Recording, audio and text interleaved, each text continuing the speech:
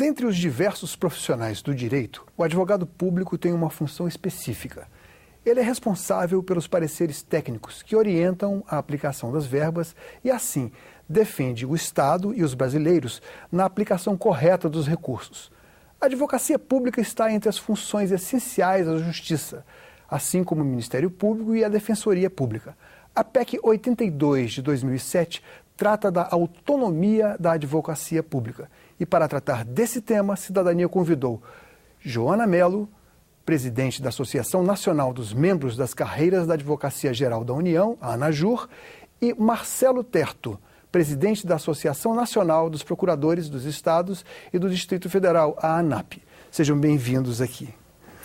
Eu gostaria que vocês explicassem o que é o advogado público, quem é e o que ele faz. Bem, o advogado público, eu falo aqui na esfera federal e representando as demais entidades que congregam advogados públicos, a ANAUNE, UNAF, Simprofaz, APBC. Ou seja, você é uma representante de classe. Representante de classe e que faz parte desse movimento. Nós somos, hoje, 9 entidades que congregam, que trabalham com esse movimento em defesa da PEC e da propriedade, que é a PEC 82. Pois bem, o papel do advogado público é aquele que dá o norte para o gestor público.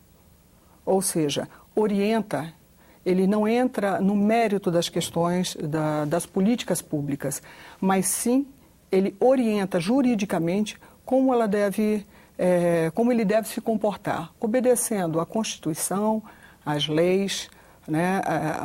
O norte do gestor é a Constituição, o norte do advogado, de um modo geral, em especial do advogado público, é a Constituição. Vocês, o Tribunal de Contas da União é um órgão acessório do Legislativo Federal. Então, vocês, de uma certa maneira, têm um trabalho semelhante ao do Tribunal de Contas, sendo que não é meramente analisar verbas, mas sim se a lei, com relação a verbas, destinação de recursos, está sendo aplicada. É isso? Exato. Na elaboração de um edital, de uma licitação, por exemplo, tem que obedecer alguns critérios, né? A lei, a lei que trata de licitações. Na esfera, no que diz respeito à defesa judicial, a AGU, que é a Advocacia Geral da União, e que cuida da defesa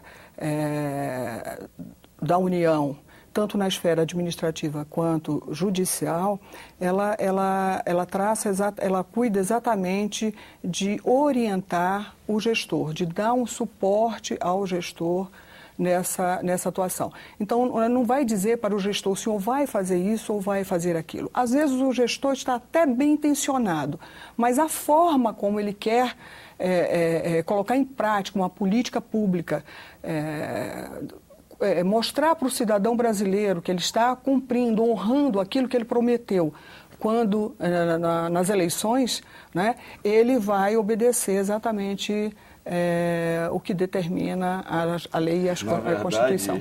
Paulo, a advocacia pública, aliada aos demais órgãos, que eu não vou dizer de controle, basicamente, mas os órgãos que têm e que servem como funções técnicas para que a administração tenha um sentido de continuidade. A advocacia pública, ela é a advocacia como função essencial à justiça, assim como é o Ministério Público, assim como é a Defensoria Pública, porque ela tem um papel paralelo e complementar essas demais funções, que tem atribuições críticas, por exemplo, dentro do processo da administração pública. Um prefeito, um governador de estado podem recorrer eventualmente à advocacia pública para orientá-los, ou de moto próprio, ou vocês que vão ser acionados? Na área de licitações é obrigatório a emissão de um parecer por um procurador ou por um advogado público de carreira. Sim. Concursado, integrante de uma carreira que estruture e que organize essa função para que garanta a memória jurídica do Estado, para que não se mude e se faça do jeito que se bem entender, à mercê dessas mudanças, dessas alternâncias de poder de 4 em 4 anos. Aí você está quase respondendo o que eu ia perguntar em seguida, que é, se vocês entraram com essa proposta de emenda à Constituição 82 de 2007, almejando a autonomia para o exercício profissional de vocês, alguma coisa estava incomodando. Que aresta era essa? Aí eu complemento a resposta à primeira pergunta que iniciei a te esclarecer. Porque, ao lado de todas as funções, como controle de contas do TCU, do Ministério Público e da Defensoria, nós temos um papel que é próprio, que é o exercício da advocacia. Como a Joana falou, nós servimos de norte para dar segurança para quem gera e para quem é administrado e representado pelos políticos, de que a administração funciona para servir o povo de acordo com as leis a que ele serve, né? E que o orienta. Por quê? Na verdade, a advocacia pública ela tem a função e a obrigação de orientar para que os atos do administrador público sejam praticados conforme essas leis. E nessa orientação ele pode, inclusive, divergir do controle de contas, como divergir dos órgãos do Ministério Público e da Defensoria Pública. E é por isso que ele precisa de autonomia. E todos eles têm autonomia. Essa autonomia ela serve para quê? Para garantir uma estrutura institucional que preserve a inviolabilidade no exercício da tua função. Porque não existe função advocatícia sem autonomia, sem independência técnica. Assim como um engenheiro não pode sofrer ingerências de ordem política para construir uma ponte que possa cair por deficiências de cálculo. Doutora Joana, já aconteceu, suponho que já deve ter acontecido, casos em que o advogado público foi submetido a pressões no decurso do seu trabalho, do exercício da sua tarefa principal, ou não? Olha, eu tenho conhecimento de colega, não vou citar nome nem o caso, mas que chegou ao meu conhecimento na conversa assim informal entre colegas, que numa determinada consultoria chegou um processo e a pressão, e vem a pressão de todos os lados. Não para dizer assim, vá fazer assim, mas querendo dar uma orientação. O advogado chegou, essa pessoa chegou e disse, olha, a minha posição é esta, eu tenho que obedecer à lei de licitações, eu tenho que obedecer à Constituição. Meu parecer é esse. Se o senhor ou a senhora não concordar que o consultor ele tem essa autonomia de dizer não concordo com o seu parecer, porque no direito você pode interpretar de uma forma, na minha interpretação que eu faço da Constituição e da lei que rege esse tema, eu entendo desta forma, mas o senhor fica à vontade, o senhor pode avocar o processo e elaborar o seu parecer. Ou então, o senhor discordar fundamentadamente do que eu vou escrever do meu posicionamento. E quando essa pessoa que está tentando exercer pressão quer recorrer a uma instância superior a quem pertence, àquela qual pertence o advogado público, a quem essa pessoa, ou essa entidade, ou esse representante vai? A própria estrutura da advocacia pública te permite isso. O advogado ele atua independente, de forma isolada, funcionalmente, mas ou seja, os pareceres vocês se reportam deles, a quem? Nós nos reportamos diretamente à consulta, né? Vocês que nos não é provocada. Vocês não têm não há hierarquia. Agora, você emite a sua opinião e há outras instâncias que podem rediscutir aquela orientação. Mas isso do ponto de vista institucional. O que tem que ficar claro é de que um advogado, seja ele público ou privado, ele vive naturalmente sob pressão. O que é a advocacia? Qual a relação da Advocacia Geral da União com vocês? Na verdade... Nós integramos, nós somos membros da Advocacia Geral da União. Então vocês se reportam ao Advogado Geral da União. Por exemplo, em cada consultoria, na esplanada dos ministérios, em todos os ministérios, tem uma consultoria jurídica. Sim, é porque...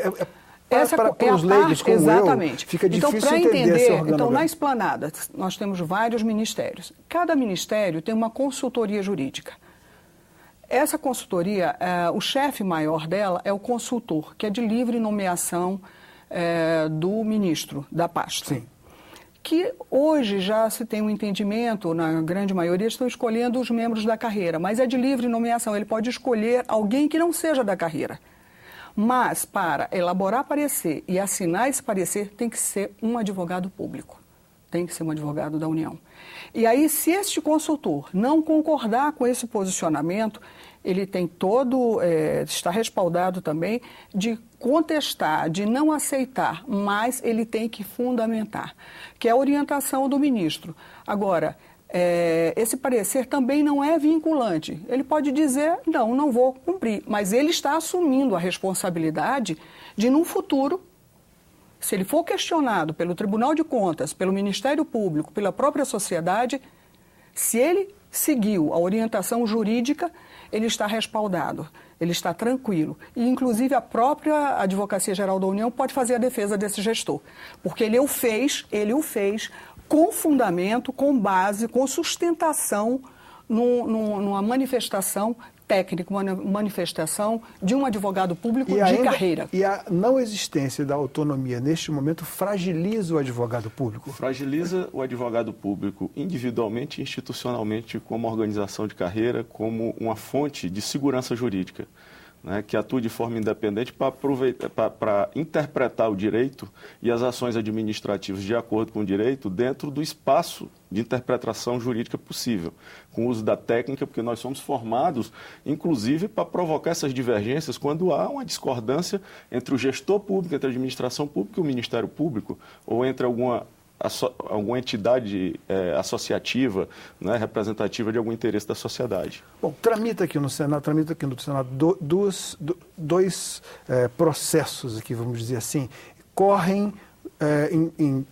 O presidente Renan instalou uma comissão para a reforma da Lei 8666.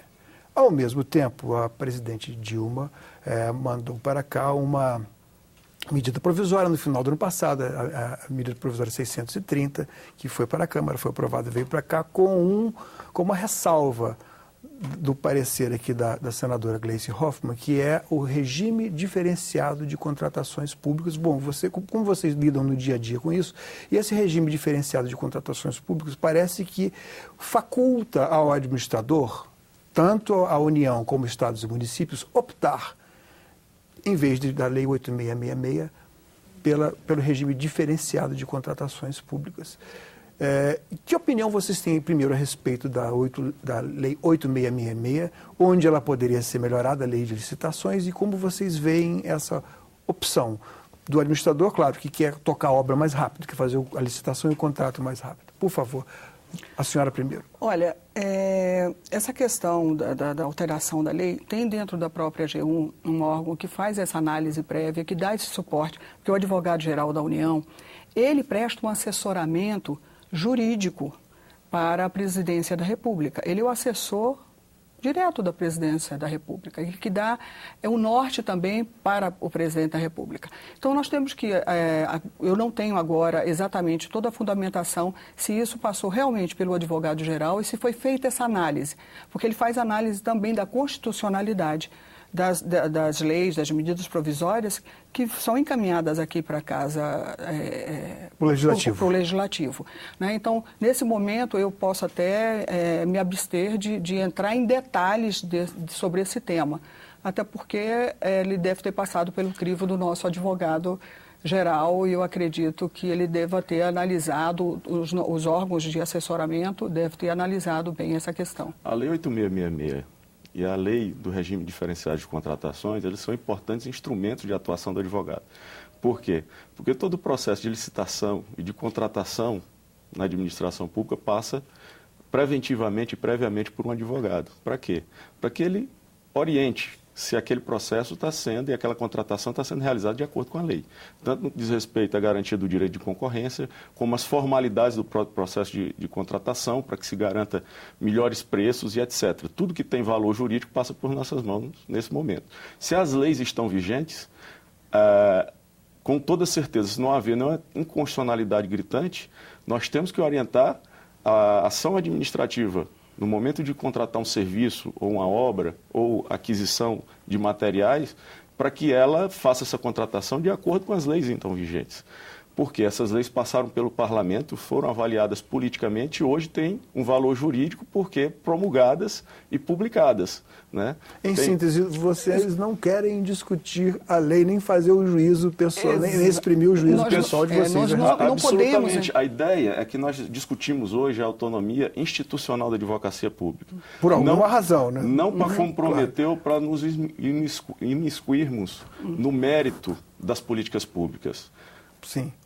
os políticos, o presidente da República, os governadores, os executivos da administração pública, eles são eleitos e têm legitimidade para fazer essas opções políticas. Agora, a realização dessas opções políticas, elas têm que se dar em conformidade com a lei. Quantos são os advogados públicos e onde se localizam eles em todo o país? Olha, são em torno de 8.000 advogados públicos. A Advocacia Geral da União tem várias unidades no Brasil inteiro. Isso federal, né? Federal. No âmbito federal, nós atuamos nas 5 regiões. São 5 tribunais regionais federais e nós temos 5 procuradorias regionais no Brasil inteiro. Então, só a primeira região, nós representamos, a primeira região representa 13 estados, mais o Distrito Federal, 3 estados da unidade, a primeira região. Então, tem a 5ª região, que é do Nordeste, que fica em Recife. Tem a 4ª, a 3ª, a 2ª, que é no... Ela segue a área de competência dos tribunais regionais ela é distribuída, federais. a AGU ela é distribuída, as procuradorias são distribuídas obedecendo os tribunais regionais federais. Nos estados, eu já represento os procuradores dos estados e do Distrito Federal, que é um outro nível de federação, mas que tem o mesmo sentido de organização como função de advocacia pública. Só que nós somos organizados em órgãos que representam o Estado através de suas procuradorias gerais, dos estados e aqui no Distrito Federal, do Distrito Federal. Assim como os municipais, que hoje brigam pela constitucionalização, tem até um projeto, a PEC 17, que está em tramitação aqui no Senado Federal, já foi aprovado com um quórum qualificadíssimo na Câmara dos Deputados, buscam essa constitucionalização, mas eu acho que por simetria já há uma imposição para a organização também desses serviços nos municípios. Vocês também têm... Pois não. Acho que até para a sociedade, para que ela compreenda verdadeiramente o papel do advogado público, eu me refiro aqui ao federal, nós temos essa atuação, é bom separar bem, tem a atuação consultiva, que é aquela que orienta a administrativa no âmbito dos ministérios, que dá esse suporte ao ministro de Estado, quando ele quer implementar uma política pública, quando quer elaborar um edital de licitação, alguma coisa que seja de interesse do país, na esfera consultiva. E é uma atuação preventiva, porque quando passa pelo crivo da legalidade e esse feito pelo advogado público, dificilmente essa política será judicializada. E mesmo que seja judicializada, quando tem toda essa análise da parte consultiva, quando chega na justiça, também aí já tem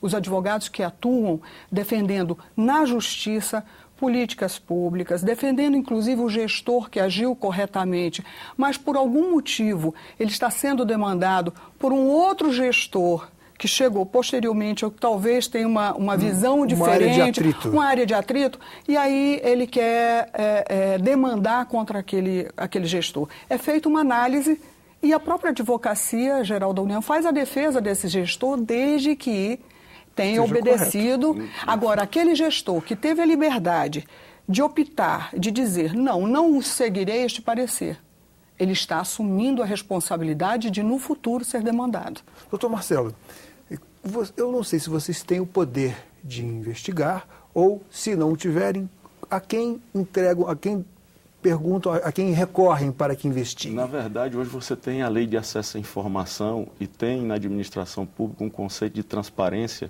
que vem sendo trabalhado e exigido por parte da sociedade. Hoje, as informações da administração pública estão abertas. E a administração pública, como função de Estado, ela tem o dever de responder a todas as provocações, seja por parte diretamente de um cidadão ou de uma associação, né, ou esse cidadão organicamente organizado através ou representado por uma associação, da parte do próprio Estado, pelo Ministério Público, pela Defensoria. O indivíduo ele pode representar e essa representação ela deve ser respondida a tempo, acho que no prazo de até 20 dias, sob pena até de responsabilidade do gestor público. Essas informações chegam a nós através dessas representações, mas habitualmente, até porque nossa função é de advogado, a nossa função, a Joana falou muito bem, nós temos 3 papéis muito importantes e por isso somos essenciais à justiça e somos carreira constitucional, porque nós temos a função de assessoramento, de estar do lado do gestor, orientando, dizendo, olha, não faz dessa forma porque a lei não permite. Se você fizer, você vai responder, vai haver consequências terríveis. E a sociedade ela pode sofrer as consequências dessa, às vezes, irresponsabilidade. Ou através de uma consulta formal, de uma atividade formal, que é na emissão de pareceres, como nós falamos antes no processo de licitações. E se nada disso der certo e o Estado for questionado, nós temos o papel também de fazer a representação ou a apresentação jurídica do ente público na Justiça, que é onde entra em discussão, inclusive, outras funções tão relevantes quanto a nossa, que é o Ministério Público, Defensoria e o próprio cidadão, às vezes, representado por seu advogado. E políticas públicas, por exemplo, que são demandadas, ou obras importantes para o país, e lá no final, lá na ponta, o cidadão brasileiro que paga os seus impostos, quando há uma demanda suspendendo uma obra pública, às vezes até por questões que não são jurídicas, mas ideológicas, e é trazida sobre o manto da legalidade, um questionamento de uma legalidade, mas às vezes a gente percebe que ali por trás tem uma questão ideológica. Nós fazemos a defesa, procuramos cassar a decisão referente à suspensão daquela obra que é importante, e nós podemos até citar aqui um caso que foi emblemático. Recebendo um monte de telefonema, olha isso aí. Nós tivemos uma questão emblemática que foi Belo Monte, que foi suspensa várias vezes. Né, que é uma obra importante para o país, a questão energética. Né? Nós tivemos a questão do Enem, nós tivemos o Mais Médico, nós tivemos várias demandas aí, que é de interesse da sociedade brasileira. Se a política é simpática ou não, não nos diz respeito questionar o mérito dessa política, mas sim se ela obedeceu critérios de legalidade. E é nesse papel de fazer o contraponto, ou seja, a política pública foi questionada, muito embora encontrasse um amparo legítimo e jurídico por seu órgão de advocacia pública. Foi, nesses casos de investimento em infraestrutura, em programas como o Mais Médicos, nós temos que ter garantido, e aí retomamos a pauta da autonomia através da PEC 82, uma autonomia institucional que protege a inviolabilidade do advogado como um elemento de argumentação, né? Um instrumento de argumentação e contra-argumentação para que a democracia também prevaleça, porque às vezes o gestor que foi eleito tem a sua opção questionada pelo Ministério Público e a administração pública, para defender essa opção, tem que ter um corpo jurídico permanente, contínuo, estável, seguro e com suas prerrogativas asseguradas para que ele não responda, porque isso acontece muito. Porque essas opções jurídicas e essas orientações jurídicas hoje estão sendo questionadas por membros do Ministério Público e por órgãos de controle externo de contas, como o Tribunal de Contas da União na esfera federal, e hoje eu tenho até procuradores dos estados respondendo tomada de contas aqui por emissão de pareceres, porque boa parte dos investimentos dos estados dependem de investimentos com recursos federais através de convênios, então sujeitos à jurisdição do Tribunal de Contas, mas essa liberdade de orientar e de defender um ponto de vista está sendo questionada e o advogado, em vez de figurar como defensor do ato ou da contratação no órgão de contas, ele é relacionado como réu. Como corresponsável, Exato. Quando deveria estar lá com liberdade e tranquilidade para defender o ato que foi praticado pela administração pública. Imagine bem, pública. tem uma questão aqui também, o advogado, nós já tivemos que impetrar habeas corpus para que um advogado público não fosse preso. Por quê? E tem as multas também, né? Por a multa pessoal, o magistrado, o advogado, alguns magistrados, eu acho que inadvertidamente, eu acredito até pelo volume de trabalho, aplica multa pessoal ao advogado. O advogado não é parte, isso é elementar. Qualquer cidadão que não precisa ser advogado sabe que o advogado não é parte. O advogado público não é parte. O advogado público e o privado também. Então, nós já tivemos que impetrar habeas corpus para que um advogado não fosse preso. Por quê? A ordem era para o gestor cumprir a decisão judicial. O gestor não cumpriu e o juiz determinou a prisão do advogado. Então, nós não temos essa... Melhor defesa da autonomia... A senhora não podia ter feito, o senhor não podia ter feito. Obrigado pela presença de vocês. Infelizmente, a única coisa contra a qual a gente não pode lutar é o tempo. Tinha tanta coisa a dizer, mas eu só tenho a agradecer. Exatamente. Nós, do movimento, temos a agradecer o espaço Exatamente. democrático para nós trazermos também o nosso ponto de vista e a defesa, acho que coerente, dessa autonomia institucional da advocacia pública. Muito obrigado mais uma vez. Nós é que agradecemos essa oportunidade. Cidadania conversou com Joana Mello, presidente da ANAJUR, e Marcelo Terto, sobre a autonomia da advocacia pública. Mande suas críticas e sugestões para nós. Liga para o Alô Senado 0800 61 2211 ou acesse www.senado.leg.br/TV. Nesse endereço você pode ver de novo ou baixar qualquer programa da TV Senado. Obrigado pela atenção e até o próximo Cidadania.